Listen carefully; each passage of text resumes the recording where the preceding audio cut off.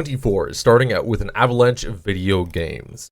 2023 was a messy and horrible year that, despite itself, gave us some excellent games. You could even argue that this year gave us too many games. If you were looking for a break to catch up on what you missed, well, next year doesn't seem to be offering much of a reprieve. At least not at the outset. Big titles like Final Fantasy... Helldivers 2, Suicide Squad, Tekken 8, and Skull and Bones, and more are all dropping early this year, or early in the year. Historically, the first 2 or 3 months of the year are not the busiest time for video game releases. Sure, you always get a few big and small games early on, like Elden Ring dropping in February 2022, but often it's a quiet time, letting us all catch our breaths before the next big wave of titles. Recently, this has started to change. 2023's first months, we got the Dead Space remake, Hogwarts Legacy, and Hi-Fi Rush.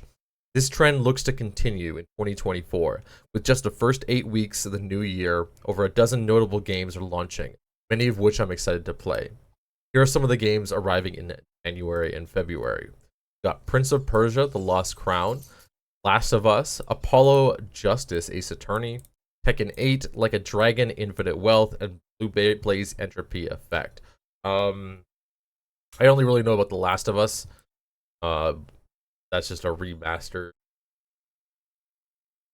series. February is Grand Blue Fantasy, like no idea, Persona 3, Suicide Squad, Helldivers 2, Banishers, Mario vs. Donkey Kong, Skull and Bones, Nightingale, Pacific Drive Brothers, A Tale of Two Sons remake, Star Wars Dark Forces remaster, and Final Fantasy something.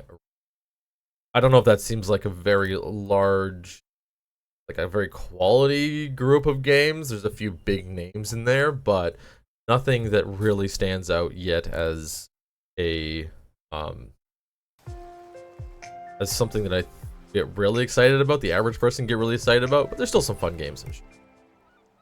In 2024, compete with 2023's historic output.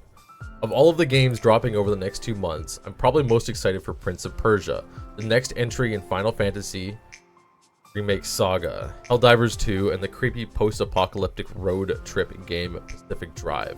I'm also curious to finally play Skull and Bones after all the delays.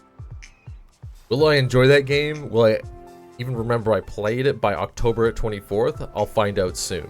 And if you were hoping that maybe this avalanche of games is going to stop after February, well, bad news. Look ahead into March. You've got Dragon Dogmas 2, Homeworld 3, Princess Peach Showtime, Alone in the Dark reboot, and a Rise of Ronin?